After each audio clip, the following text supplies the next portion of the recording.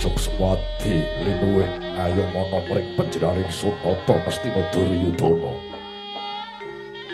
Koko Prabu Baladewa mantu ingkang rayi Duryudana ngaturaken gunging panuwun ingkang tanpa pami. Dene Paduka Koko Prabu Madura sampun kepareng rawuh mapan wonten garing Mestina mriku Koko Prabu. Ya jagat yo Bathara Pangestu ora jagat yai. Bagat tedha kalingga murda lulus Hararja sing pangrencana pratanipun Kakang Baladewa ana negara Ngastina. Boten manggih alangan sawiji menapa. Semunipun beneh lawan adat saben Yai Duryudana miji rawipun pun Kakang Mandura katitik jroning nawala sinerat lamun pun Kakang Mandura kinen daya-daya prateng wonten garing Ngastina. Menapa gatine karsa suwi kula aturi babar. Kula aturi medhar dhateng Ngraka Mandura kula namung badhe nganglungaken jaga nilingaken karna Yai prasajan kewala. Ingkang rayi Duryudana namung badhe nyuwun senjata pitulungan lawan Paduka Koko Prabu Baladewa. Pitulungan babagan menapa? Panca hari kepenger kula nampi sasmitaning Jawata lantaran pasupenan jroning pangimpen kula wau kaya-kaya maewu-ewu lintang ingkang sumunar mapan wonten langit Mestina. Lintang ingkang maewu sorotipun blereng netra kala wau dangu sangsayaning dangu kadidene seratan dewa nagari. Lamun to kawaos nenggih cempaka mulya Koko Prabu mila Paduka kula aturi rawuh kula namung nyuwun dawuh werdine pangimpen kula menika menapa Prabu.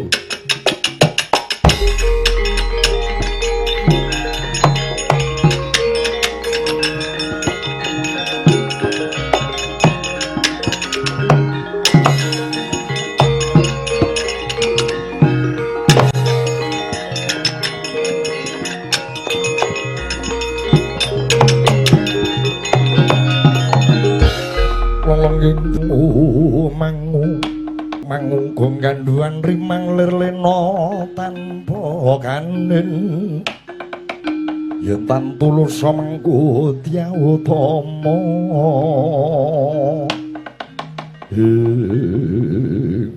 ya jagat Bathara Pangestu ora jagat.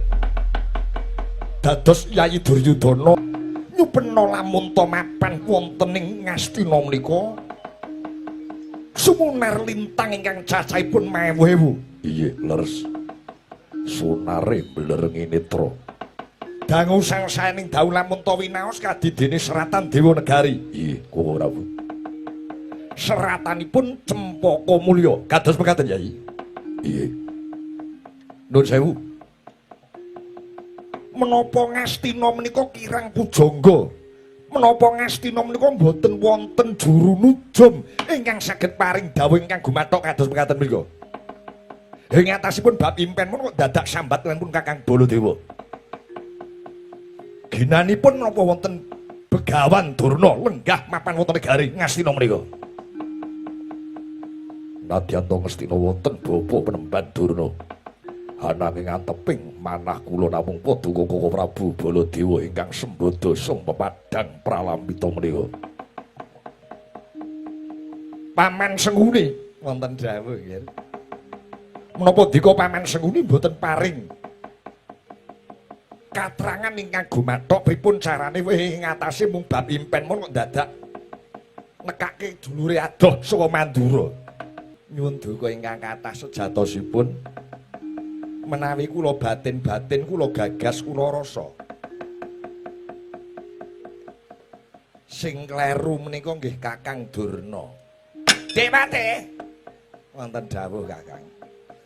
Sampeyan niku sithik-sithik ngluputke wong tuwa, sithik-sithik ngluputke wong tuwa. Ngoten. Luput kula niku napa? Lho, bab impen menika lho. Anak Prabu Duryudana nyupena, lah kok nganti mboten percaya kalian sampeyan Kakang Durna supaya mbatang supaya merdhekke werdine impen. Kok kane ngoyo temen kok kebangetan temen sampeyan ra dipercaya. semua lule duning dhuwur wana dadi anas-anas dadi wana dukrek monyor-monyor Allah. Maka kaping kula lampun meling tok Dik Patih. Nek ngeten iki kudu enten sajene ngoten Dik Patih. Napa mlen arep merdeni babakan impen? Mestinipun anak Prabu Duryudana sampun pirsa. Yen kawruh saka lima yen mung babakan impen mun jangkep komplit. Mboten sandadak ngrawuhke Kang Raka Mandura. Lah sakmenika mekaten kipun Bapak Durna. Manut pamanggipun Bapak Durna nggenipun Yayi Duryudana nyepena wonten lintang maewu kadidene seratan Dewa Negari kula mau. Werdinipun menapa? Oh nggih nggih. Menika menawi ilmu saka lima lho nggih. Yen ngrembug babakan ngimpi niku enten 3 perangan. Wonten 3 perangan. Nggih. Menapa kemawon? Titiyani, Gandayani, Puspayani. Mengkirumiyin Bapak Penemban. Sak ngerti kula impenmu Titiyani, Gandayani, Puspa Tajem. Mboten wonten kok Puspayani niku mboten enten. Oh, niku lek ngilmu Mandura. Yen saka 5 niku benten kok, Ger. Titiyani, Gandayani, Puspayani. Ngarepe yani-yani kok gurine jeme sapa? Rontok Dik Patih. Napanipun ati kula. Titiyani, Gandayani, Puspayani. impenipun Yayi Duryudana menika werdinipun gumantung pancine ling ngimpi. Nek antarane ngimpi jam 09.00 nganti tekan jam 12 wengi, jam 09.00 nganti jam 12. Niku sing diarani Titiyani niku wong impen-impenen. Kegawa anak Prabu Duryudana sakala mangsa nonton kahanan nyawang endahing langit wonten lintang-lintang kegawa jroning ati terus wanci mapan sare ngimpi wonten lintang 1000 ingkang sumunar. Niku sing diarani Titiyani Dik Patih. jam 09.00 ngantos jam 12 bengi. Wah. Lah yen Gandayani niku ngimpi jam 12 nganti jam 2. Ngoten. Niku ibaratnya kaya dene wong mati suri bar ngimpi ngoten bareng tangi ya ora kelingan apa-apa. Arep ngeling-eling ndek bengi aku ki ngimpi apa, dieling-eling ora ketemu. Lah yen Puspa Tajem Kakang Dut. Nah, Puspa Tajem niku Dik Patih impen sing bakal numusi lelakon. Niku antara jam 2 nganti wanci gagat bangun enjing. Nuwun sewu nggih Nak Prabu Duryudana.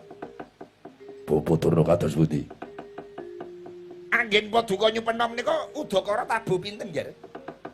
Kula boten mangertos tabuh pinten nggih kula nyupena nanging sareng kula goragapan wungu nendra hanyarengi jago kluruk sesauran. Wah, niku wanci bangun. Jago kluruk niku wanci esuk. Oh, nggih niku sing diarani Puspayani. Menawi makaten impenipun Yayi Duryudana, wah, niku badhe tumus. Nun sewu, sakmenika kula genti nyuwun pirsa dhateng Anggir Baladewa. Bapak Durna kados pundi? Nyuwun pirsa babagan menapa? Lintang 1000 kala mau kadidene seratan Dewa Negari Manut pamanggih kula. Negari Ngastina badhe antuk kanugrahan. Lintang menika sorot ingkang badhe madangi kahanan negari Ngastina. Niku. Negari Ngastina badhe antuk kanugrahan, badhe antuk kamulyan. Wah, ngaten nggih, Ger. Nggih. Lajeng pamanggihipun Bapak Durna kados pundi? Nun sewu kok rada beda kula. Lintang menika nggih sorot ning ora patiya padhang. Ning gandeng cacahe 1000, ngoten. Oh. Teng Ngastina niku badhe wonten tontonan sing rame sanget. Lampune bakul-bakul pirang-pirang. Pating sumlorot, pating sorot, ngoten. Lah kok benten kalian pamanggih kula? Mila menika nek perkara ngimpi sakala mangsa Anak Prabu Duryudana niku mboten percaya kalian kula nggih niku ngaten niku. Menawi kula lho Yayi Duryudana kados pundi Bapak Prabu? Lintang pralambanging kanugrahan ewa dene seratan Dewa Negari kula wau Cempaka Mulya.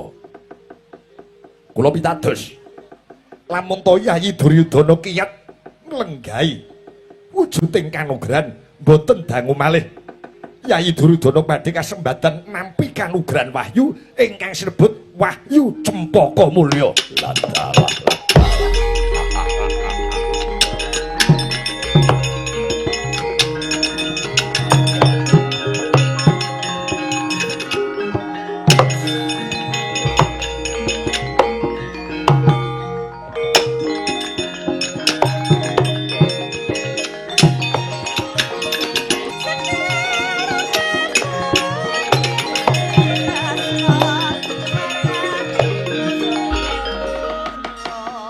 Soroting pandam sumula amadangi jero pasarean ngenani wadana remu-remu kelingan ngangrangan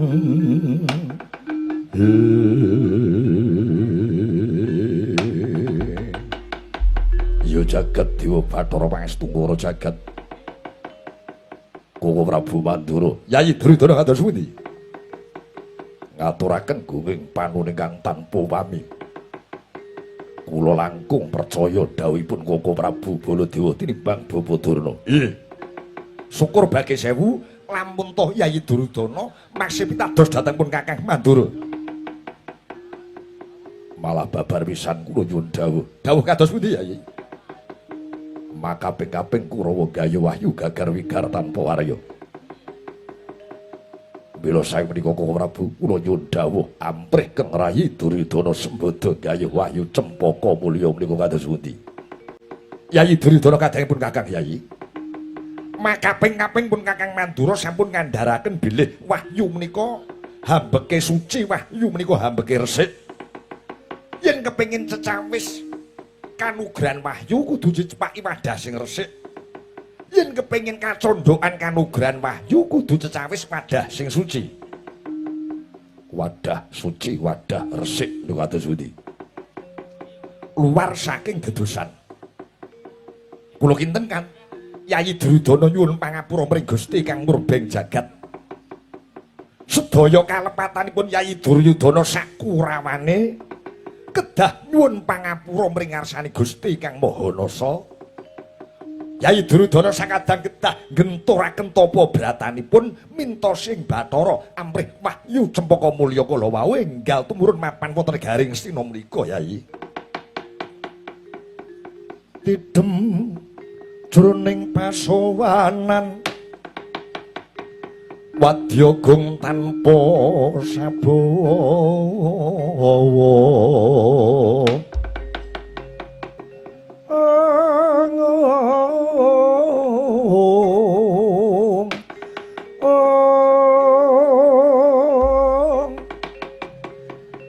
Kapraban dening Sang Nalendratama mangun kaunengan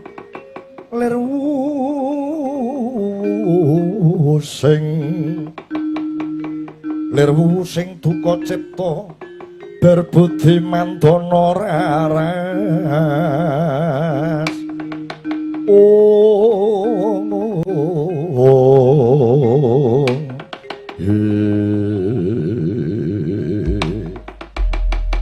Dereng dangu yumbal pangandika Nalendra Ngesti ndalah Nalendra Mandura. Minangka dereng abang keca dereng ambles Bantala Kasaru gegering Jawi. Wonten sawaning brahmana saking pertapan guwa Mangleng nenggih Begawan Dewa Kumara karya kagiat kang samya mulat mangkono biyae murwaduhe kanca piyak-piyak ana daya minggir. Jaluk dalan.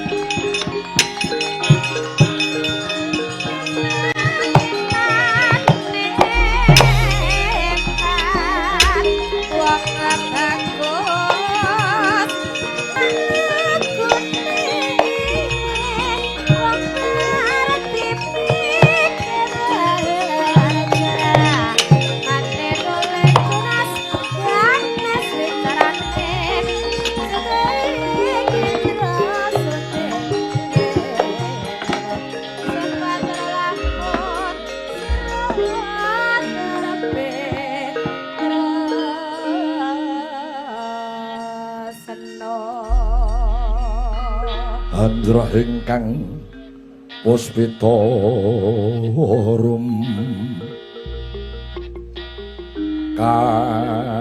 kasliring samirana mre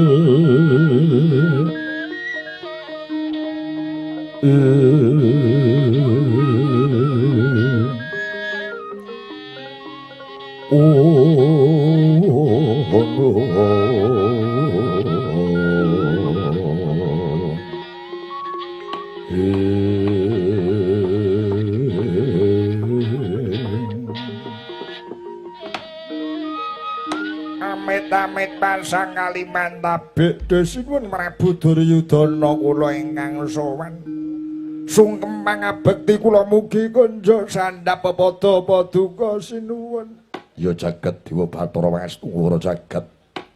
Ana Brahmana kang sowan ngaturke sungkem pangabekti ya Penemban. Wis tak tampa tiba semodo-modo. Nanging para age ngaguwa panjenengan kuwi Brahmana saha pertapan ngendi sapa kang dadi peparapmu? Nak nanuinjih waleh-waleh menapa sinuwun. Kula menika tebih saking pertapan Guwa Mangkleng. Sudyamastani kula pun begawan Dewa Kumara. Begawan Dewa Kumara saha pertapan Guwa Mangkleng. Leres. Ana wigati apa sowan ana Ngastina? Apa bakal nyuwun pambiyantu redana kanggo bangun pertapanmu? Nyuwun duka ingkang kathah mboten sinuwun. Anggen kula sowan wonten ngarsa paduka Sun Prabu Duryudana menika mboten ngemis perkara redana kagem bangun pertapan kula menika mboten. Tebih saking pangangen paduka. Malah babar pisan anggen kula sowan wonten ngarsa paduka menika kula badhe mbarang pamer dhateng paduka sinuwun. Apa bakal pamer bondo donya ana ngarepanku? Nuwun duka ingkang kathah mboten. Yen Dewa Kumara kok pamer bondo donya wonten negari Ngastina niku ibarate kaya dene nguyahi segara tanpa guna. Ingkang kula pamerke kula menika pendhita ingkang linuwih. Nyuwun duka ingkang kathah mboten ateges kula menika umuk utawi pamer menika mboten. Ning kula menika kondhang pendhita ingkang wasis paskita ngesti. Pendhita ingkang kesdhik paningal sekti mandraguna tinatah mendat jinara menter menika kula. Malah kula ngerti sadurunge winarah. Ya jagat Dewa Bathara Pangestu ora jagat Penemban. Manten dawuh. Yen pancen sampeyan pendhita kesdhik ing paningal Morage Batangen. Dina iki Ratu Ngastina Duryudana lagi menggalih apa? Oh. Mangkaten sinuwun. Ya. Sakleraman kemawon kula sampun saged gagapi manah paduka. Lamun to kalenggan sak mangke paduka Sun Prabu Duryudana kepengin gayuh kanugrahan wahyu cempaka mulya leres menapa mboten sinuwun.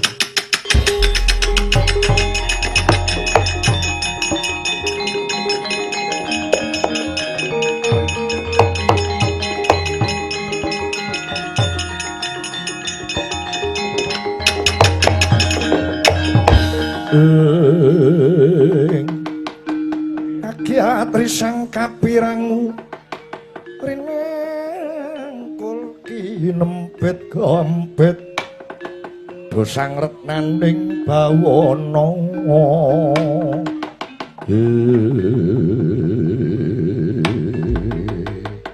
ya jagat Dewa Bathara Pangestu ora jagat paman suni wonten dawuh sinuwun. Begawan Dewa Kumara ngerti gegantaning atiku. Anggone sun pengen gayuh wahyu cempaka mulya. Menika cetha utusaning adil ingkang badhe sabiyantu paduka anak Prabu Duryudana mboyong kanugrahan wahyu menika. Penemban Dewa Kumara. Wonten dawuh leres menapa mboten? Pancen bener ora geseh sing dadi pangangen-angenku. Dina iki ingsun pengin gayuh wahyu cempaka mulya. Malah babar pisan. Lamun to sampeyan Penemban Dewa Kumara sembada mboyong wahyu ana negara Ngastina gedhe ganjaranmu. Perkawis ganjaran menika dirembug wingking. Sejatosipun Paduka Anak Prabu Duryudana saged mboyong Wahyu Cempaka Mulya yen ngerti syarat seranane. Syaratipun menapa Bapak? Mula wong urip ning alam donya niku kudu nganggo ngilmu titen. Pinter njara langit ora titen karo kahanan wetungane klebu wong bodho.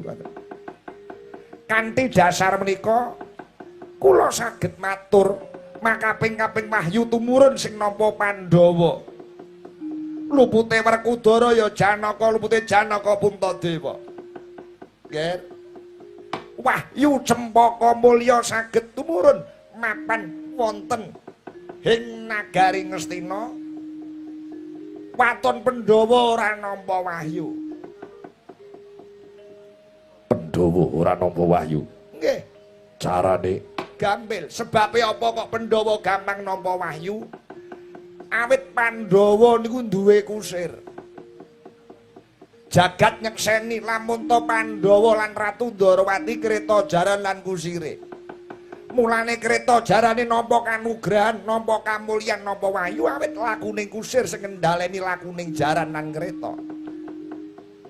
Niki dina Wahyu Cempaka Mulya bisa tinampa dening Paduka Sinun Prabu Duryudana.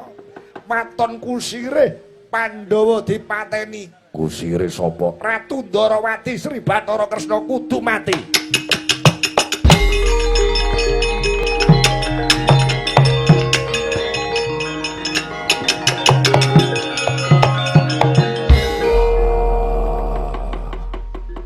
Perbat Dewa Kumara. Kados pundi? Mokal Duryudana iso mateni Ratu Ndarawati. Kaimono Ratu Titis Wisnu. Tangeh Sengara Kresna iso dipateni dening Kurawa. Yen pancen Paduka Sinun Prabu Duryudana boten sagah mateni Ratu Ndarawati, Paduka lenggah ingkang sekeca. Bakune amrih Wahyu Cempaka Mulya tumurun wonten negari Ngastina, kula ingkang rikadaya ingkang budidaya. Ratu Ndarawati kula sing saguh nugel gulune bangsat elek.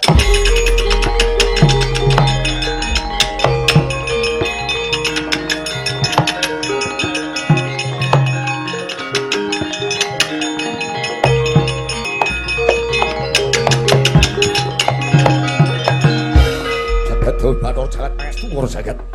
Bus malari teking jagat langit bumi. Dewa Kumara. Lanyu-lanyu rembugmu ana ngarsane Yayi Duryudana kowe bakal gawe kisruh, bakal gawe hidup, bakal mateni Ratu Ndarawati. Ora melek mripatmu. Jebul tinemune tekamu ana negara Ngastina bakal ngobak-obak katentremane kerukunane Kura lan Pandhawa. Sekawit aku melu seneng nggon musuhan rene bakal sabiyantu Yayi Duryudana nggone bakal gawe Wahyu Cempaka Mulya, aku melu bungah, aku melu seneng. Nanging bareng tembungmu kang pungkasan Wahyu Cempaka Mulya bisa tumurun mapan ana negara Ngastina waton Ratu Ndarawati dipateni. Iki aku sing ora trima. Monggo. Yen arep mateni Ratu Ndarawati Sri Bathara Kresna monggo ning langkah ana bangkeku lho dhisik. Mangir miyen Paduka menika sinten? Lho, durung panuh karo aku. Yakin nembe pisan iki ketemu. Lek nomripatmu jere gawamu. Nalendra Mandura Prabu Baladewa Hala Yudhaka Karasana Kusuma Malikita iki ya kuwi. Oh. Paduka Ratu Mandura Baladewa. Iya. Mpun nate mireng kondange lagi pisan iki kula ketemu kalian samang. Lakon niki mboten wonten sambung rapete kalian wong Mandura. Paduka mapan wonten Ngastina menika dadi daya. Ora kena melu canthuk lawung markari. Apa ora melek mripatmu yen Ratu Ndarawati Sri Bathara Kresna kuwi adi lanang? Oh. Isih dulur to? Isih. Kudu bali yen pancen kowe ngiman nyawamu. Yen pancen isih pengin nyawang soroting srengenge, ayo bali. Bali. Ora watak Begawan Dewa Kumara kok bali yen durung ngasembatan sabiyantu Nalendra Ngastina Prabu Duryudana mboyong Wahyu Cempaka Mulya. Endi dada nyoh dada ayo adep ana Begawan Dewa ku bangsat elek dublak tungkak modar kowe.